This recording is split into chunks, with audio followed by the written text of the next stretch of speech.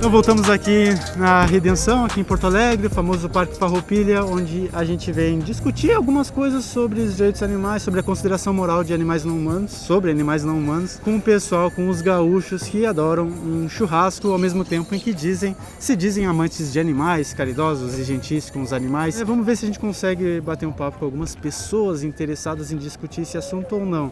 A senhora quer conversar sobre... Não, eu só não entendi. Você não pode amar os animais e comê-los. Sim. Quem vai comer cachorro e gato? Sim. Não, a senhora está dizendo que a senhora só ama cachorro e gato. Não, eu não amo. Eu disse que eu jamais comeria esses tipos de animais. Que aqui está escrito, você não pode amar animais e comê-los. Por exemplo, eu não amo uma vaca, eu gosto de carne. Sim. Eu não amo uma galinha, eu gosto de galinha. Mas não vou maltratar nenhum nem outro. Tá, a senhora disse que gosta em que sentido? Gosta do sabor da galinha ou gosta da galinha? Sabor, eu gosto do sabor da galinha. A senhora não gosta de galinhas? Tipo, tu olhar para uma galinha assim, tu não... Gosto, não tenho nada contra. Quando eu era criança, meu pai tinha um sítio, as galinhas só faltava falar, a gente brincava, tu não tenho nada contra animais. Sim. Eu só acho que a frase parece que não combinou. Você não pode amar os animais. O que quer dizer isso? Você não pode amar animais ao mesmo tempo em que come eles. Como é que tu pode... Claro, não vou amar um cachorro e comer um cachorro, pelo amor de Deus. Exato, então quando a senhora diz que come galinha, a senhora faz sentido dizer, eu amo galinhas? Não quer dizer que eu amo a galinha, eu gosto de galinha, né? Não, jamais farei mal uma galinha, porque é alimento. A galinha... E não gosto de ver matar a galinha, eu gosto de amar a galinha no prato.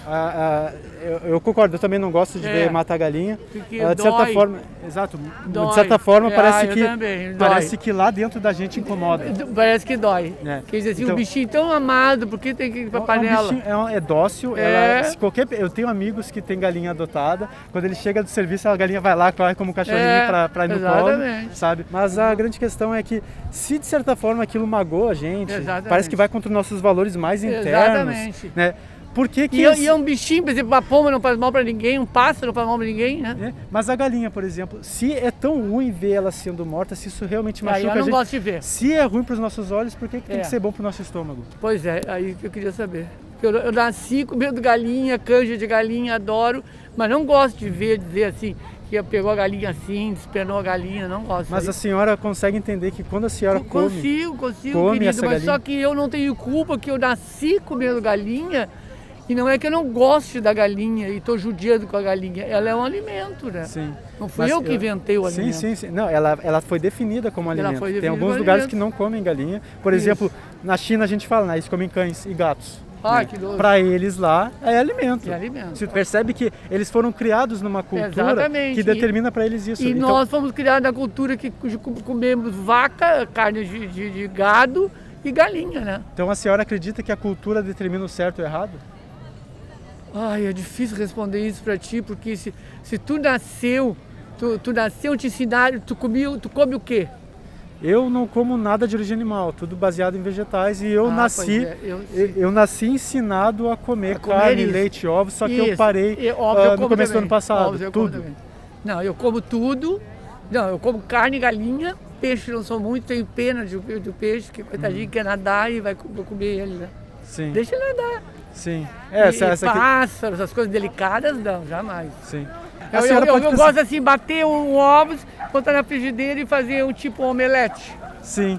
E tomar com café com leite, um omelete quentinho, que coisa bem boa. Eu imagino o peso da cultura, de estar tantos anos acostumado com isso. Não ter, imagina. A senhora não teve talvez a oportunidade para ver de perto o que acontece com essas galinhas da indústria de ovos. Né? Por exemplo, a senhora compra no mercado ovos? No mercado ovos. Perfeito. Quando a senhora vai no mercado... Meu marido que ele disse que eu não sei comprar. Exato. Ele que compra. Por exemplo, se a senhora pegar a maior granja gaúcha, é a Naturovos.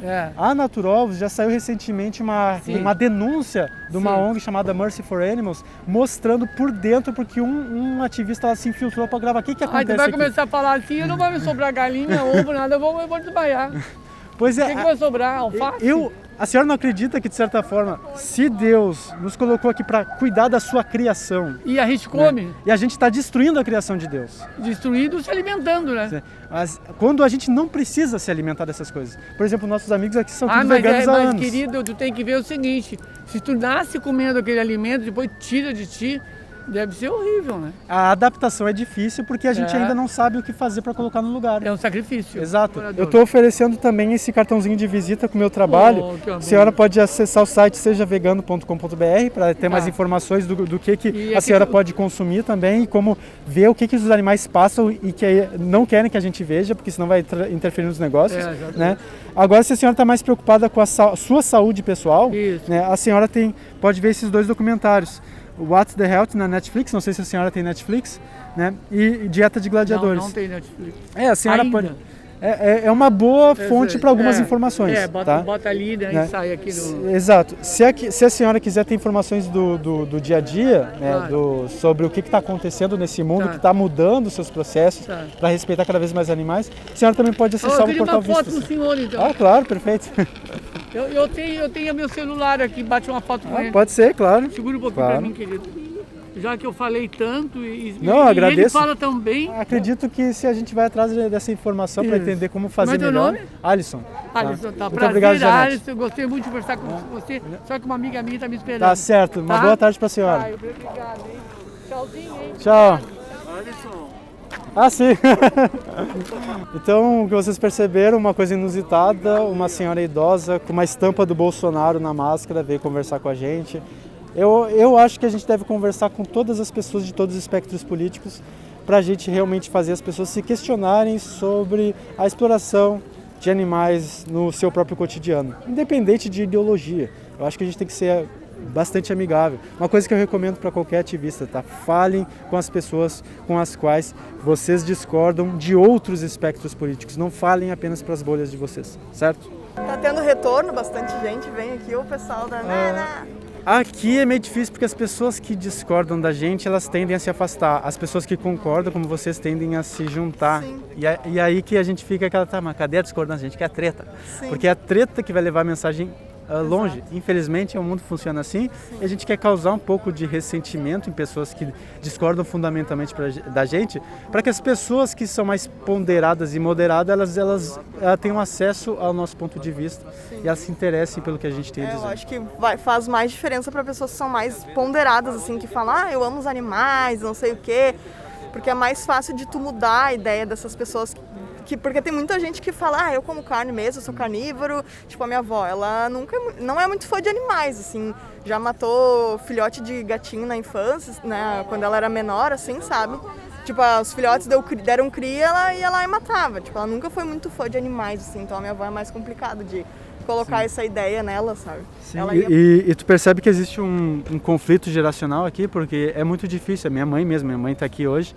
É muito difícil tu ver uma pessoa mais velha entender o que a gente está reivindicando aqui sobre os animais, especialmente porque elas foram criadas em situações nas quais o acesso a produtos de origem animal era mais escasso. Minha mãe sempre fala, né, que ela tinha que viver indo de uma chácara a outra, lá onde a gente mora atualmente, que hoje em dia está mais urbanizado, mas ela tinha que ir de um lado ao outro para pegar couve. Né? Imagina então quando tinha para carne, né? Então era uma coisa assim... era um produto de luxo, algo desejado. E quando tinha era festa. Churrasco então, uma vez por mês talvez. Sim. Era super festa. Então parece que tem um conflito geracional aqui, tu diria também, ou tu acha que é um pouco diferente? Eu concordo sim, porque que nem o exemplo da minha avó que eu pego, né, que é uma das pessoas mais antigas da minha família, que ela também, a mãe dela tinha uma fazenda e ela mesma matava galinha. Então tem eles são mais próximos dessa questão da morte dos animais, porque eles mesmos fazem, né? Então, tipo, como é que tu vai tentar conscientizar a pessoa a sentir pena dos animais se ela mesma fazia isso, né? Sim. Porque, por exemplo, hoje em dia, as pessoas da nossa geração compram ali no supermercado, no açougue, e o animal já está morto, né? Então, eles não têm esse impacto visual. Não estão vendo o processo produtivo por trás. Existe toda uma... que o pessoal da academia, né, chama de... Academia não de malhar, mas academia dos caras que estudam, pesquisadores. Sim. E tal. Eles chamam isso de alienação da mercadoria. Né? Tu, enquanto consumidor, está alienado dos processos produtivos. Né? Mas tu falou uma coisa interessante, a parte da pena. Né? É difícil fazer as pessoas mais velhas sentirem pena dos animais. Tu acha que quando a gente defende os animais nós devemos reivindicar que as pessoas tenham empatia por eles ou não é nenhuma questão de empatia? Acho que a gente pode tentar fazer esse diálogo por vários meios, né? Porque tem a questão ambiental, tem a questão dos animais mesmo, em si próprio, questão da saúde, que nem está aqui no cartãozinho, então a gente pode tentar ir por várias vias, né? Às vezes a pessoa fala, mas eu nem quero saber como é que o animal morre, né? Tu fala um documentário, mas assista esse documentário. Não, mas eu nem quero ver, senão eu vou parar de comer. Já me falaram isso? Sim. Não, eu nem quero ver, porque senão eu vou parar. E eu, o que faltou, sabe? Então... o que a gente chama de também outro termo, ignorância intencional. Tu tem a intenção de ser ignorante. É aquela frase que o pessoal geralmente repete, né? Ignorância é uma bênção. Porque se tu soubesse tudo o que acontece, talvez tu fosse um pouco mais deprimido. Inclusive, existem estudos associando depressão a veganismo, né? Porque não é por conta da alimentação, é por conta do fato de que tu tá mais consciente dos problemas do mundo. Sim. E tu tá mais preocupado com eles, em média, do que as pessoas que não são veganas. E o fato de estar sempre questionando de onde é que vem isso. Como é que isso aqui chegou para mim, né? Como é que esse alimento chegou para mim? Como é que ele foi produzido, né? Sim. Até a indústria vegana mesmo, tipo a Futuro, Fazenda do Futuro, como é que isso aqui foi produzido?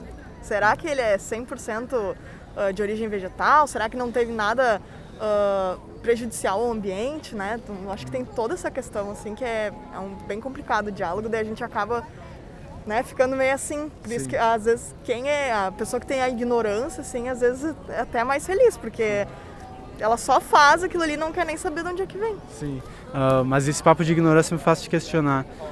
Como é que foi, assim, tu começar a pensar sobre isso? Tu falou que tu tem uma namorada que é vegana, tu falou que ela tem mais propriedade para falar sobre isso, mas, para o meu ver, tu tá bastante bem informada. A grande questão é se essa informação te impactou de tal forma que tu já veganizou, tu tem alguma coisa que te impede disso por algum motivo, como é que é? Eu já era vegetariana há uns 3, 4 anos. Aí, só que eu sempre usava o argumento de que vegetarianismo é uma transição, né? Que o ideal realmente é ser vegano, mas é muito difícil, porque eu gosto de queijo, eu gosto de ovo e... Só que, eu tava 3, 4 anos no vegetarianismo e ainda não ocorreu essa transição, eu ainda tô na transição. Aí eu tomei essa vergonha na cara, porque ela começou a ir lá em casa e aí eu tinha leite de vaca e ela ficava, tu vai tomar isso na minha frente? Ela falava, tu vai tomar? E aí eu fazia torrada pra mim com queijo, ela... tu realmente vai fazer isso, sabe? Era uma coisa assim, E aí eu comecei a ter vergonha daquilo que eu tava fazendo, sabe? Porque eu penso, se eu gosto dos animais... E ela me explicou muito também, porque eu era bem ignorante em relação aos alimentos de origem animal, mas não a carne em si, né? Porque pra mim eu já tava...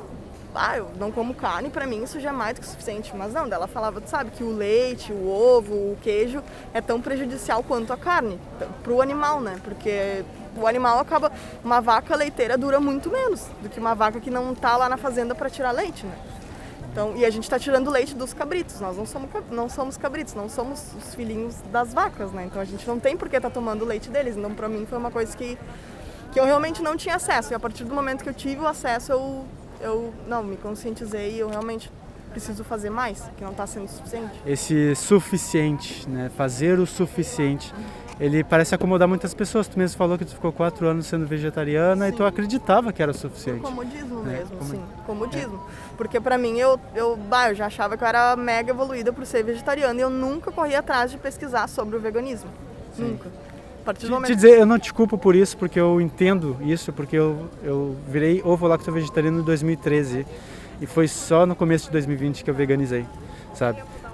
Eu realmente acreditava que tu precisa de um passe gradual, etc e tal, mas quando tu já tem a informação disponível, parece que o gradualismo da transição ele é totalmente desnecessário. Conforto, né? Tu já cai numa zona de conforto, tu fica muito tempo ali no vegetarianismo, e aí tu vê as pessoas comendo carne e tu diz, a carne é prejudicial, mas daí vem outra pessoa e te diz, o leite que tu toma também é.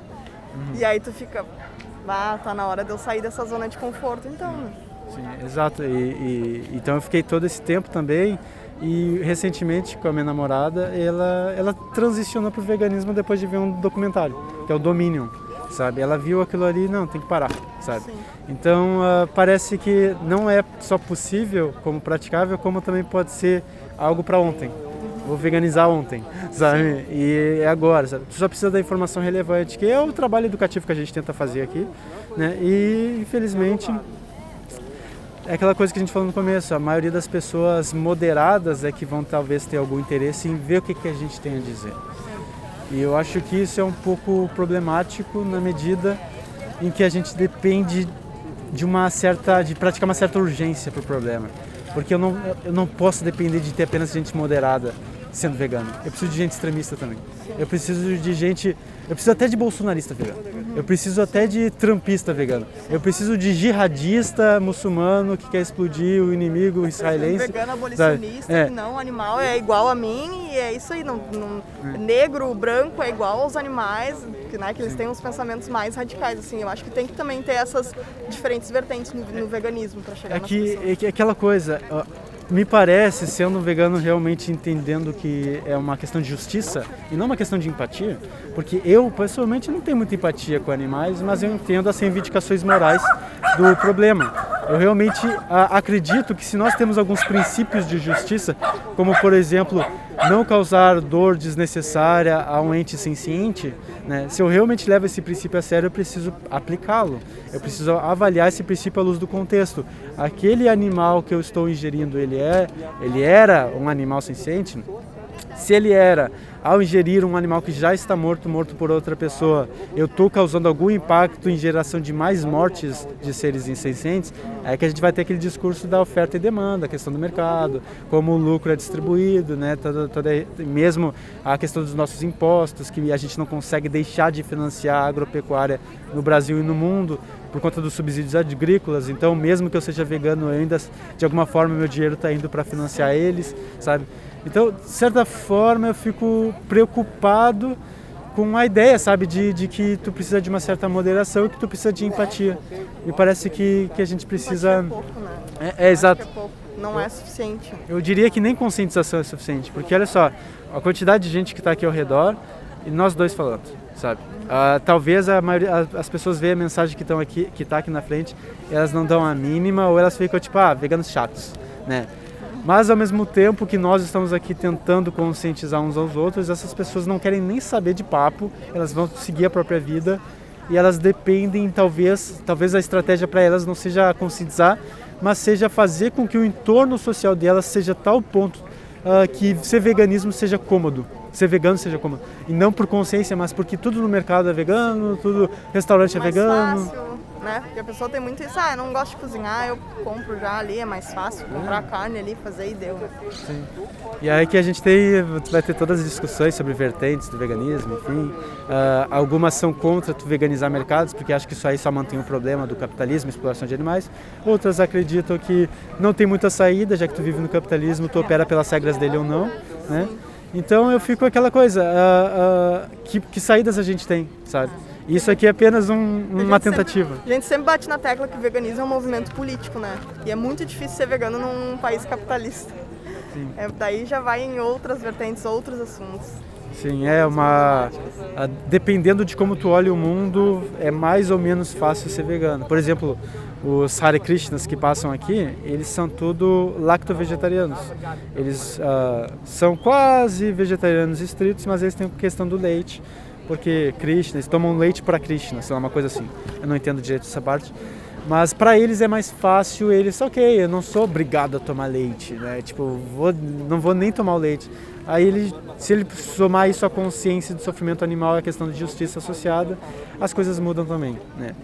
Mas enfim, não sei se tu quer ter alguma outra consideração. Não, eu concordo com essa questão que tu falou da justiça. Eu realmente nunca tinha ouvido falar sobre isso, né? Era mais questão de empatia com os animais, meio ambiente, só que realmente é um discurso muito amigável às vezes, né? Tu tem que ter uma empatia, tu tem que ter... Não, eu acho que tem que pegar na ferida da pessoa mesmo. Se tu considera uma pessoa justa, então por que tu come outros seres, né? Sim, exato. E até às vezes eu tenho até vontade de mostrar hipocrisia. Porque a gente aceita alguns princípios quanto não praticar o mal, não causar violência, não causar dano se eu não preciso, né? A gente só aceita, por exemplo, a violência entre humanos, como por exemplo, matar outro ser humano se for para autodefesa, né? Então, a exceção é a violência. Nos nossos princípios morais, a exceção é a violência. No tratamento dos animais, a violência é a regra. Né? Exatamente, é a regra. Então, por que a gente não faz uma equalização assim nos nossos princípios, tanto no reino humano quanto no reino animal como um todo, porque a gente não deixa de ser animal. Sim. O especismo, né? O humanismo antropocêntrico focado no ser humano, né, em garantir os interesses humanos, os direitos humanos, ele vai fazer essa separação entre o que é humano e o que é animal, de tal forma que às vezes uma coisa seja inconciliável com a outra, né? E aí que a gente começa a entrar na discussão sobre a linguagem, a forma como a gente utiliza a linguagem. Por exemplo, que cara burro, né? Olha lá, macaco, né? Teu argumento é um argumento, né? Nossa, não tinha ouvido falar. Sabe? Então tu vê que a forma da nossa linguagem, ela já determina, ela já dá mais ou menos uma ideia de como a gente vê o mundo. Então só de tu ouvir o discurso da pessoa, tu já sabe, sim. Né? Ih, esse aí é bolsominion, esse aí é não sei o quê. Direitista, esquerdista, né? Exato. Mas enfim, teu nome? Carol. Então muito obrigado, Carol, pela atenção aí. Valeu. Espero que tu dê uma olhada aí no conteúdo que está no... Claro, vou olhar, né? Se tu puder ver tudo. Não, eu curto muito essas coisas. Não, mas realmente, eu sei, a parte da ética é a mais explícita, porque tu tem que entender o que acontece. Mas se tu quiser algo mais leve, tu vai ali na parte do meio ambiente, da parte de saúde. Tem um documentário que saiu recentemente, Seaspiracy, né? Que tem o The Cowspiracy, depois tem o What the Hell, do mesmo diretor. O Seaspiracy falando sobre a questão dos mares, dos oceanos, exploração de animais aquáticos. Esse aí vale muito a pena ver, que ele está super bem produzido e ele alerta para um problema que parece ser muito maior, inclusive, do que os animais de fazenda. Sabe, que é os dos animais marinhos. Sim. Enfim, muito obrigado pela atenção, então. Obrigada, eu que agradeço. Valeu. Até mais. Bom pra vocês, boa sorte. Obrigado.